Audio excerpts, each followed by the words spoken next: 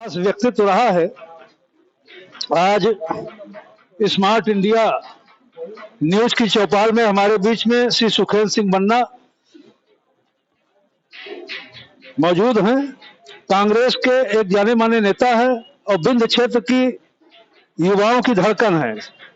Sir, जिस तरह से लगातार मध्य प्रदेश सरकार पर आप लोग आरोप लगा रहे हैं, शासन की व्यवस्थाओं की तोड़ खोल रहे हैं, क्या कहना चाहेंगे सर? जनता को क्या विश्वास दिलाना चाहेंगे कि आने वाले विधानसभा चुनाव में कांग्रेस मजबूती के साथ आ रही है, जिस तरह से आप के नेता भारत जोड़ो आंदोलन के माध्यम से पूरे देश में छा चुके हैं, क्या कहना चाहेंगे सर? देखिए, आपने मध्य प्रदेश की बात की है। पहले तो आप सबको नए वर्ष की हार्दिक शुभकामनाएं। वैसे भी 2018 में कांग्रेस ने मध्य प्रदेश की जनता ने कांग्रेस को चुना था, लेकिन आप सब जानते हैं एक वर्ष बाद कांग्रेस की सरकार को किस तरीके से गिराया गया।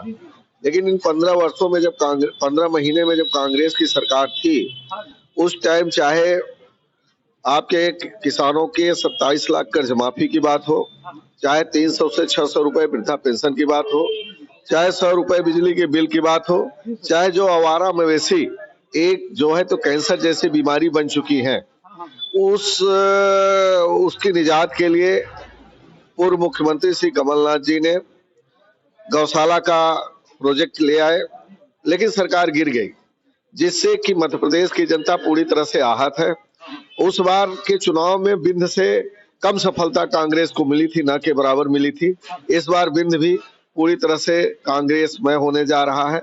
और जहां तक राहुल गांधी जी की पदयात्रा का सवाल है, आप जानते हैं कि हिंदुस्तान में 1942 में जब भारत छोड़ो आंदोलन गांधी जी ने चलाया, तो किसी को महसूस नहीं हो रहा था उस टाइम कि देश आजाद होगा, लेकिन गांधी जी ने के नेतृत्व में 1947 में देश आजाद हुआ।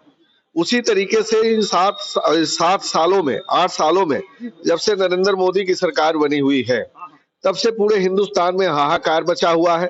चाहे महंगाई की बात हो, चाहे बेरोजगारी की बात हो, और चाहे संविधान खतरे में हो, और चाहे अन्य समस्याएं हो, चारों तरफ हाहाकार मचा हुआ है।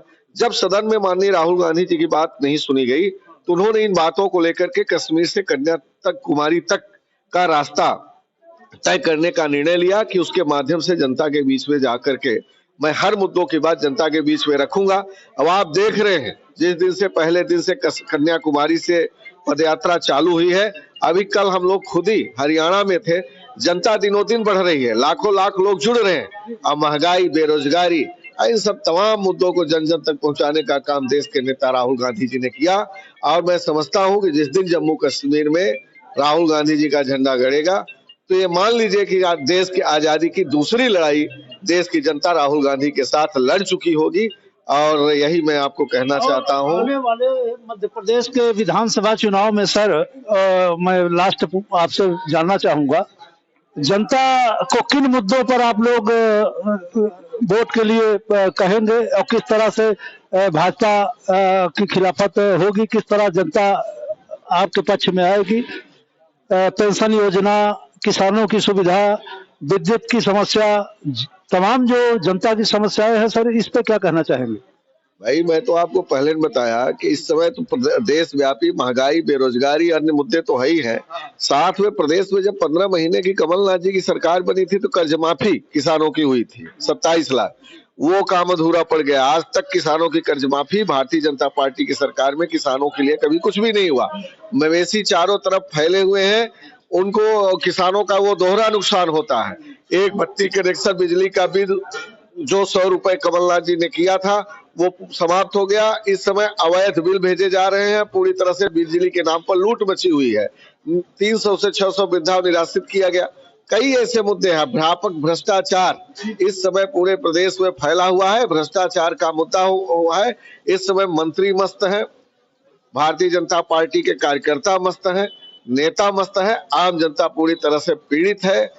और इस बार कांग्रेस की जो सरकार गिराई गई थी, उसका बदला लेने के लिए मध्य प्रदेश की जनता वोट करेगी कांग्रेस को, पूरे बहुमत से कांग्रेस की सरकार बनेगी। बहुत बहुत धन्यवाद। तो देखा जा सकता है कि जिस तरह से विधायक जी ने कहा कि जन विरोधी नीतियों के खिलाफ कांग्रेस के लोग जो है जाएंगे। बहुत बहुत धन्यवाद।